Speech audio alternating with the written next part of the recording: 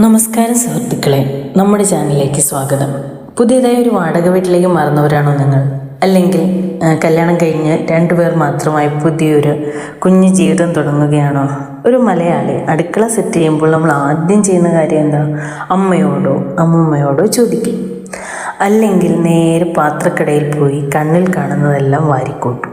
പക്ഷെ അവസാനം എന്താ സംഭവിക്കുക? അടുക്കളയിൽ പാത്രങ്ങൾ നിറയും, വയ്ക്കാൻ സ്ഥലമുണ്ടാകില്ല. പകുതി പാത്രങ്ങൾ നമ്മൾ ഉപയോഗിക്കുക പോലുമില്ല. രണ്ടുപേർ മാത്രമുള്ള ഒരു വീട്ടിൽ അടുക്കള എപ്പോഴും ക്ലീൻ ആയിരിക്കാനും പണി എളുപ്പമാകാനും മിനിമം പാത്രങ്ങൾ മതി. ഈ വീഡിയോയിൽ 2 പേരുള്ള മലയാളി കുടുംബത്തിന് അത്യാവശ്യം വേണ്ട പാത്രങ്ങൾ ഏതൊക്കെയാണെന്ന് കൃത്യമായി നമ്മൾ പരിചയപ്പെടാൻ പോവുകയാണ്.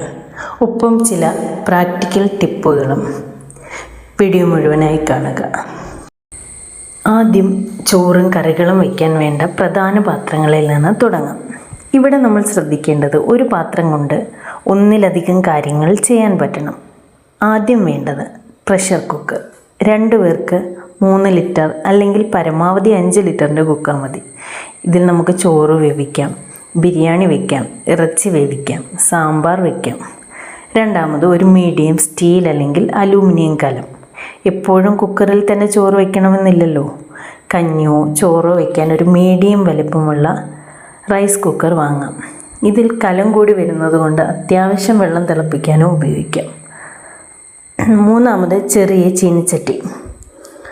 നമ്മൾ മലയാളികൾക്ക് തോരനും മെഴുക്കുപുരട്ടിയും ഇല്ലാതെ പറ്റില്ല. അതിനായി ഒരു ചെറിയ ചീനച്ചട്ടി വേണം.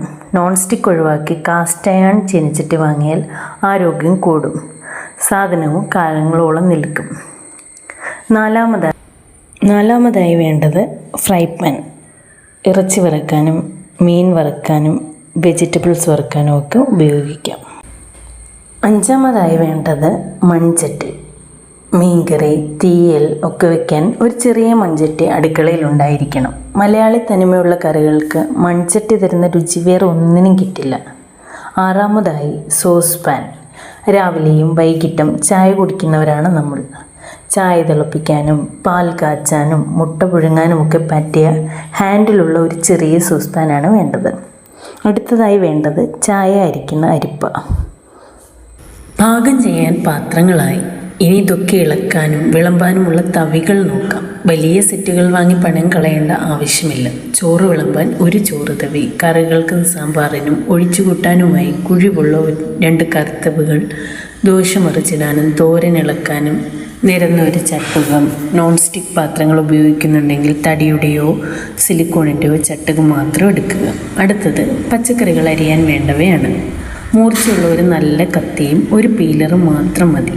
ഉള്ളി അരിയാൻ 1 പച്ചക്കറിക്ക് 1 എന്നിങ്ങനെ വാങ്ങിക്കൂട്ടേണ്ടതില്ല. ഫ്രൂട്ട്സ് ചെത്തിക്കഴിക്കാൻ ഒരു ചെറിയ കത്തി കൂടി വാങ്ങുക. പച്ചക്കറി അരിഞ്ഞ കത്തി കൊണ്ട് ചെത്തുമ്പോൾ ടേസ്റ്റ് വ്യത്യാസം വന്നേക്കാം. പച്ചക്കറി അരിയാൻ വൃത്തിയുള്ളൊരു കട്ടിംഗ് ബോർഡും വാങ്ങുക. ഇത് അടുക്കള സ്ലാബ് കേടുവരാതിരിക്കാൻ സഹായിക്കും. കയ്യിൽ വെച്ച് അരിയാനാണ് സൗകര്യമെങ്കിൽ ഒരു കയ്യുറ വാങ്ങുക. ഇനി നമുക്ക് വേണ്ട ഏറ്റവും പ്രധാനപ്പെട്ടത് മിക്സിയാണ്. വലിയ ജാറുകളും മിക്സിയുടെ ആവശ്യമില്ല. തേങ്ങ അരയ്ക്കാനും ചമ്മന്തിക്കും ചെറിയ ജാറുകളാണ് കൂടുതൽ ഉപയോഗിക്കുക. അതുകൊണ്ട് ചെറിയ 2 അല്ലെങ്കിൽ 3 ജാറുകളുള്ള കോമ്പാക്ട് മിക്സി തിരഞ്ഞെടുക്കുക. 500 വാട്ടിൻ്റെ ആവശ്യമേ ഉള്ളൂ.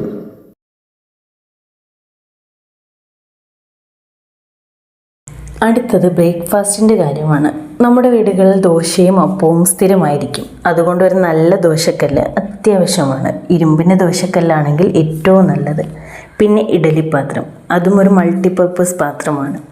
ഇഡലി, കൊഴുക്കട്ട, മോമോസ്, പുട്ട്, ഇടിയപ്പം, അത്യാവശ്യം ചില സാധനങ്ങൾ ആവി കയറ്റിയെടുക്കാൻ ഒക്കെ.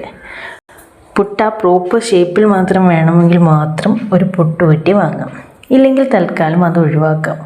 ഇടിയപ്പം ഇഷ്ടമാണെങ്കിൽ ഇടിയപ്പം മച്ചുപാത്രം വാങ്ങാം. ഭക്ഷണം ഉണ്ടാക്കിക്കഴിഞ്ഞാൽ അത് വിളമ്പണ്ടേ? അതിഥികൾ വരുമ്പോൾ എടുക്കാൻ വലിയ ഡിന്നർ സെറ്റ് വാങ്ങി വയ്ക്കുന്നത് തുടക്കത്തിൽ ഒഴിവാക്കാം. പിന്നീട് ആവശ്യാനുസരണം വാങ്ങാം. 2 പേർക്ക് മാത്രമായി ചോറുണ്ണാൻ 2 വലിയ പ്ലേറ്റുകൾ. പലഹാരങ്ങൾക്കോ സ്നാക്സിനോ വേണ്ടി 2 ചെറിയ പ്ലേറ്റുകൾ. കറികൾ മേശപ്പുറത്ത് വയ്ക്കാൻ അടപ്പുള്ള 3 ചെറിയ ബൗളുകൾ. വെള്ളം കുടിക്കാൻ 2 ഗ്ലാസ്സുകളും ചായയ്ക്ക് 2 കപ്പുകളും. ഒരു പ്രധാന കാര്യം, 2 പേർക്ക് പാചകം ചെയ്യുമ്പോൾ കറികൾ ബാക്കി വരാൻ സാധ്യത കൂടുതലാണ്. അത് ഫ്രിഡ്ജിൽ കൃത്യമായി സൂക്ഷിക്കാൻ അടപ്പുള്ള 2 അല്ലെങ്കിൽ 3 എയർടൈറ്റ് സ്റ്റീൽ അല്ലെങ്കിൽ ഗ്ലാസ് കണ്ടെയ്നറുകൾ വാങ്ങുക. പ്ലാസ്റ്റിക് പാത്രങ്ങൾ പരമാവധി ഒഴിവാക്കുക. പാത്രങ്ങൾ കുറയ്ക്കുന്നത് പോലെ തന്നെ പ്രധാനമാണ് വൃത്തിയാക്കൽ എളുപ്പമാക്കുക എന്നതും. 10-15 തരം കെമിക്കൽ ലിക്വിഡുകൾ വാങ്ങി അടുക്കള നിറയ്ക്കേണ്ട ഒരു കാര്യവുമില്ല. Dish washing liquid. പാത്രങ്ങൾ കഴുകാൻ സോപ്പിനേക്കാൾ നല്ലത് ലിക്വിഡാണ്. ഇത് പാത്രങ്ങളിൽ വെളുത്ത പാടുകൾ ഉണ്ടാക്കില്ല. Multipurpose cleaner spray. Kitchen slab, gas അടുപ്പ് എന്നിവയിലെ എണ്ണമയവും കറകളും പെട്ടെന്ന് തുടച്ച് കളയാൻ ഒരു സ്പ്രേ ബോട്ടിൽ കരുതുക.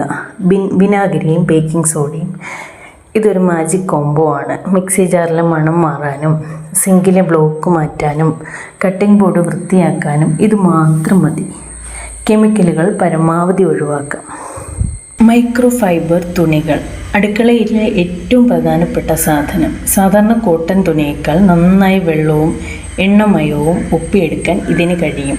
ഒന്ന് സ്ലാബ് തുടയ്ക്കാനും മറ്റൊന്ന് പാത്രങ്ങൾ തുടച്ചുണക്കാനും മാറ്റിവെക്കുക. Non scratch sponge scrubber. Steel പാത്രങ്ങളും നോൺ സ്റ്റിക്ക് കാസ്റ്റ് അയൺ പാത്രങ്ങളും പോറലുകൾ വീഴാതെ കഴുകാൻ സ്പോഞ്ചുള്ള സ്ക്രബ്ബർ ഉപയോഗിക്കുക.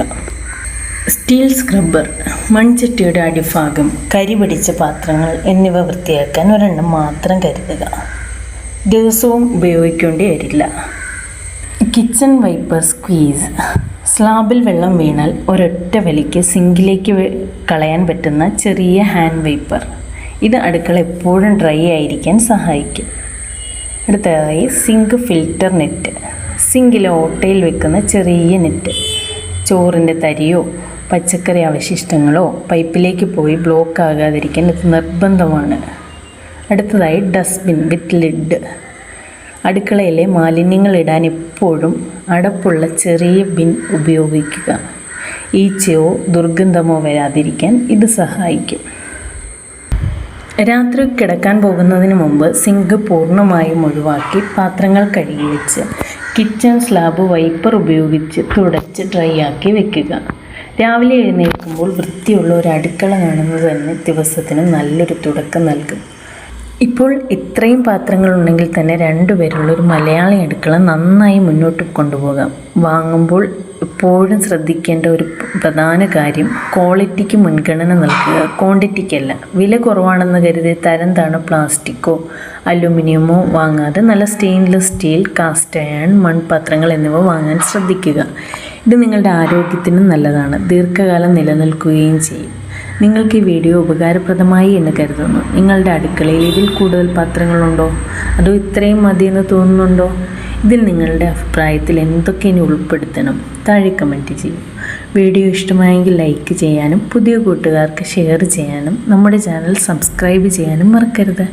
അടുത്ത ഒരു നല്ല വീഡിയോയുമായി വീണ്ടും കാണാം. നന്ദി.